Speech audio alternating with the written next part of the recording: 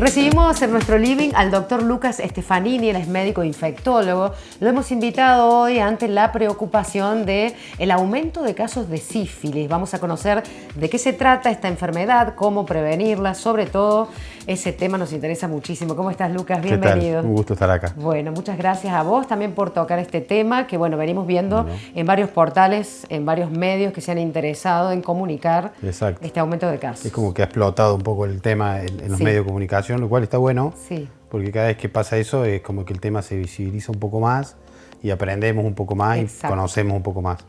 Bueno, sí, la sífilis básicamente es una enfermedad de transmisión sexual. Diría que hoy en día es la infección de transmisión sexual más frecuente, de presentación más frecuente, y que tiene algunas características que la hacen especial en cuanto a la presentación de sus síntomas, porque es una enfermedad que cursa por etapas y durante esas etapas, en el medio de esas etapas, el paciente puede estar asintomático sin saber que tiene la enfermedad, y eso es lo que dificulta a veces el diagnóstico, ¿no?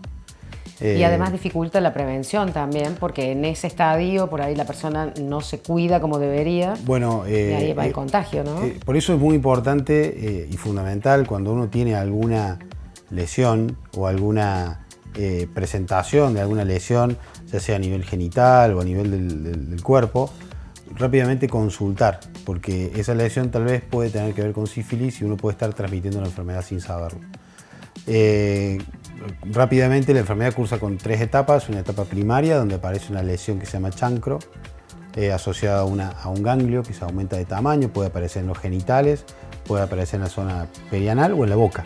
En la boca, eso también es importante. Exactamente, porque el sexo oral también transmite enfermedades de transmisión sexual, ¿no? Eso también hay un mito que a veces se tiene de como que la cuestión de la relación oral o el sexo oral no transmite enfermedad, y sí lo hace. Obviamente que en un menor proporción, en un menor riesgo, pero lo hace. Esa lesión es hipercontagiosa. El contacto directo con esa lesión te contagia. Y luego esa lesión en 10-15 días desaparece sola, a veces sin tratamiento se va. Y eso hace que el paciente no consulte. Y aparece una segunda etapa donde es más florida la enfermedad. Aparecen lesiones múltiples en la piel. ¿En distintas partes del cuerpo? En distintas partes del cuerpo y también le pueden aparecer en la boca y en los genitales. Aparecen lesiones clásicas en las palmas y en las plantas de las manos. Hay pocas enfermedades que afectan las plantas y las palmas de las manos, como es la sífilis. Y esas lesiones que yo te cuento son también muy, muy contagiosas. Y a veces el contacto directo con esas lesiones... claro, el tacto directamente. El contacto directo contagia, ¿no?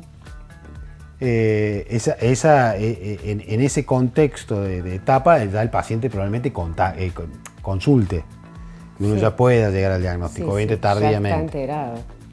Como el tratamiento de la sífilis es simple, porque el tratamiento es básicamente un antibiótico que se llama penicilina, que es de los primeros antibióticos que se descubrieron. ¿Es una enfermedad crónica? Bueno, en el contexto de no tratarse, sí, se puede volver crónica y entrar en una etapa terciaria, se llama. Hoy, después de tantos años del avenimiento de la penicilina, no la vemos prácticamente. Porque, como te digo, la penicilina la cura la enfermedad en el 100% de las veces. O sea, uno se puede contagiar 20 veces la sífilis, porque, digamos, contagiarse la enfermedad no significa que yo voy a hacer inmunidad, sino que voy a estar expuesto siempre para contagiarme. Pero esas 20 veces que yo me contagie con la penicilina, yo me voy a curar, ¿sí? Lo cual es importante saberlo.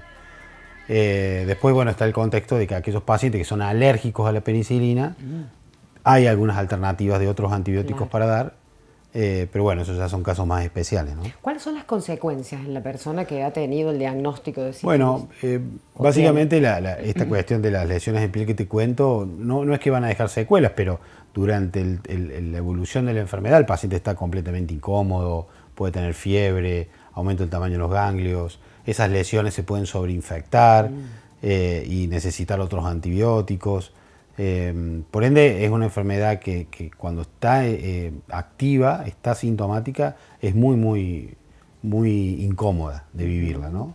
¿Tiene incidencia en la salud mental? Porque eso es algo que habíamos escuchado en muchas ocasiones. Es interesante. Bueno, en esta etapa terciaria que yo te digo, que es la última etapa de la sífilis, los pacientes se morían básicamente de dos enfermedades.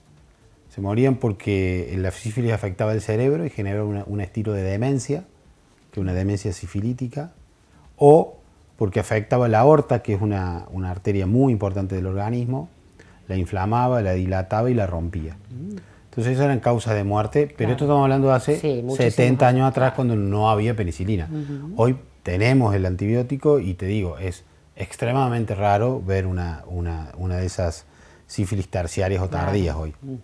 Lucas, ¿esto se puede conocer, el diagnóstico de sífilis, se puede conocer a través de un análisis también o simplemente ante la aparición de estas, Bueno. estas lastimaduras en la piel? Es muy buena la pregunta porque en sí muchas veces descubrimos la enfermedad, no por los síntomas, sino porque te hicieron un estudio, te hicieron un laboratorio de sangre y lo encontramos.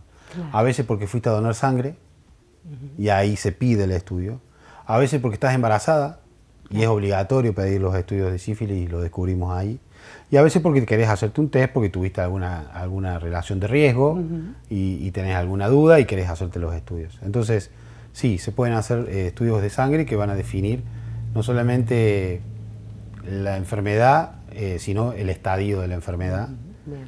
Actualmente nosotros, por ejemplo, en la municipalidad contamos con unos test rápidos que se hacen con un pinchacito en el dedo. Claro. Y en 20 minutos tenemos el diagnóstico y son Mirá. extremadamente sensibles y específicos para diagnosticar la enfermedad y sirven muchísimo. Claro, qué importante sobre todo porque hablamos de que es asintomática en algún momento. Exacto. Y es ahí donde deberíamos Exacto. conocer Muchas para que veces, no avance, ¿no? Muchas veces encontramos la enfermedad en ese contexto y se puede tratar y estamos a tiempo de tratar siempre la enfermedad. Perfectamente. Bueno, y hablemos de prevención, que es lo fundamental, ¿no? Porque hablamos Bien. de este tipo de enfermedades que se contagian a través de las relaciones sexuales en un principio. Las relaciones sexuales básicamente sin preservativo, ¿no? Claro. El preservativo es no solo un método de barrera para evitar un embarazo no deseado, sino que también es un método muy importante para evitar infecciones de transmisión sexual de todo tipo. No solamente hablamos de sífilis, hablamos del HIV, de la uretritis, del herpes y de todas las infecciones de transmisión sexual se evitan usando el preservativo. Obviamente usándolo bien. Claro, esto que dijiste también que tiene que ver con el sexo oral. Hay campos que se utilizan. Exactamente, el campo de látex se puede hacer para tener relaciones orales en el caso de la mujer. Y con esto que yo te digo de usarlo bien, quiere decir desde que debe ser usado desde el inicio de la relación, Claro. al finalizar la relación, que debe ser bien colocado, que debe ser bien retirado, que debe ser bien conservado, porque muchas veces lo hablamos, nosotros vamos mucho a los colegios a charlar sobre esto, y el preservativo no puede estar en la billetera Claro. o en una cartera de una mujer durante horas o días. O días o meses. Tiene que estar en un cajón o en la mesita de luz, ¿no? Donde no le dé la luz del sol directamente. Claro. Cosa de que el preservativo conserve... que no esté vencido. Que no esté porque vencido. Eso también es importante. Fundamental. Fijarse si uno lo va a comprar o lo va a buscar en algún centro de salud. Fijarse la fecha de vencimiento. ¿Cómo lo abrís? Claro. Tener cuidado al abrirlo de no romperlo, de no lastimarlo, para que no pierda la indemnidad y sea una relación segura. Claro. Entonces también es importante esta cuestión de no solamente colocárselo, usarlo, sino usarlo bien. Usarlo bien. Bueno, y vamos a aprovechar también en esta previa al Día Mundial de la Lucha contra el SIDA, que Bien. es el próximo 1 de diciembre, a mencionar casi lo mismo, ¿no? Tiene que ver con todas estas Sí. cuestiones de prevención. Sí, nosotros a través de la Organización Mundial de Salud sabemos que el objetivo final en cuanto a esta enfermedad es, bueno, terminar con la pandemia, Claro. la epidemia de HIV en el mundo. Hoy sabemos que los pacientes que están diagnosticados y que están tratados tienen una excelente calidad de vida, que van a vivir igual que cualquier otro paciente que no la tenga la enfermedad. Estos pacientes teniendo el tratamiento y cumpliéndolo y haciéndolo y estando adherentes al tratamiento, van a tener cargas virales indetectables en sangre, por ende no van a transmitir la enfermedad por vía sexual. Esto se llama I igual I, Claro. ¿no? Que es indetectable igual intransmisible. Entonces, si nosotros logramos tener a todos nuestros pacientes diagnosticados y tratados y indetectables, probablemente sea el final de la epidemia en algún momento. Exacto. Hoy estamos lejos de eso, obviamente, pero es el objetivo que se ha planteado la Organización Mundial de la Salud futuro en los próximos años. Bien, bueno, ¿cómo se encuentran en este momento las personas que tienen este diagnóstico en torno a su salud en lo que refiere a tratamiento, al tema de medicación? Vos pensás que un paciente que tiene esta enfermedad es un paciente que normalmente asiste mucho al médico, tiene sus controles a veces mensuales, a veces cada 2 o 3 meses. Entonces es un paciente que en general está muy asociado al sistema de salud, bien, lo cual hace que sean pacientes que estén muy cuidados en su mayoría. Acá la cuestión fundamental para mí es llegar tarde al diagnóstico. Claro. ¿Y cómo llegas tarde al diagnóstico? Y por fallas en el testeo, fallas en la búsqueda de la enfermedad. Si vos llegas tarde a la enfermedad, ya no sos un paciente que convive con VIH, sino podés ser un paciente que ya tiene SIDA. Y esa enfermedad es una enfermedad que conlleva una mortalidad mucho más alta. Claro. ¿No? Yo para graficar un poco a lo que se ha llegado, hoy yo he tenido pacientes que con tratamiento y haciendo el tratamiento han podido tener hasta familia, claro, han tenido sus bebés, los cuales nacen sanos, sin la enfermedad.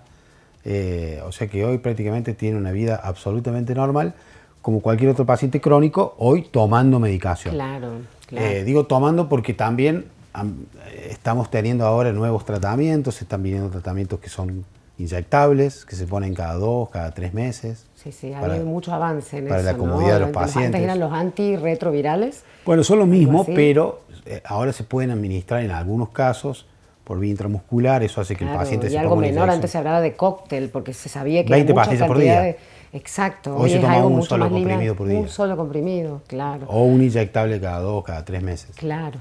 Y también está lo que se ha puesto también un poco que ha salido en el último tiempo, que hace mucho que está, pero bueno, está disponible también, es lo que se llama PrEP, que es la medicación antirretroviral para prevenir el contagio de la enfermedad. Claro, claro. Está hablando de pacientes que no tienen el HIV y que quieren prevenir la infección, entonces se da esa medicación previa a la relación. Bien. Así que hay muchas, digamos, cosas para hacer, estrategias.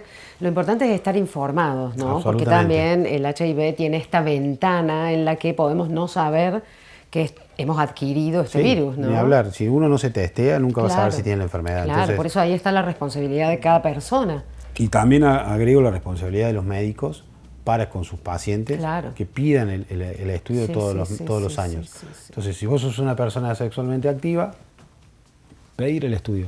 Claro, para conocer en qué situación me encuentro, claro. Por supuesto, claro. Es como parte de la rutina, así como el médico te pide una glucemia o te pide una función del riñón o del hígado, o pide un hemograma para ver si hay anemia, pedir el HIV. Siempre hablamos de la detección a tiempo, ¿no? Que es la primera cuestión al momento de iniciar un tratamiento para tener una mejor calidad de vida. Bueno, hoy realmente sabemos que, incluso hablando de sífilis, que es a lo que, para lo que te convocamos, digo, y lo que era interesante no dejar pasar, porque parece una cosa menor y sin embargo tiene también sus consecuencias, pero digo, tanto esta enfermedad como todas las de transmisión sexual, el uso del preservativo es como lo más importante. Sí, lo fundamental. Y si uno pone la lupa en esos datos de cuáles son los pacientes que más se infectan, uno ve los rangos etarios de pacientes más jóvenes. Claro. Desde el inicio de las relaciones, 13, 14 años, hasta los 19, 20 años, nosotros observamos que ahí, en el caso de sífilis, por ejemplo, es donde más casos hemos tenido y donde más hemos estado trabajando con prevención por esta cuestión. Obviamente en el resto de las edades también se producen y se producen en cualquier edad de cualquier persona que tiene relaciones. Y varias veces, eso es también lo importante a saber. Lucas, un placer tenerte aquí en la tarde, gracias por la información también y bueno, a todos ustedes a prestar mucha atención, de eso se trata y estar informados. Muchísimas gracias por tu visita. Muy amable, muchas gracias.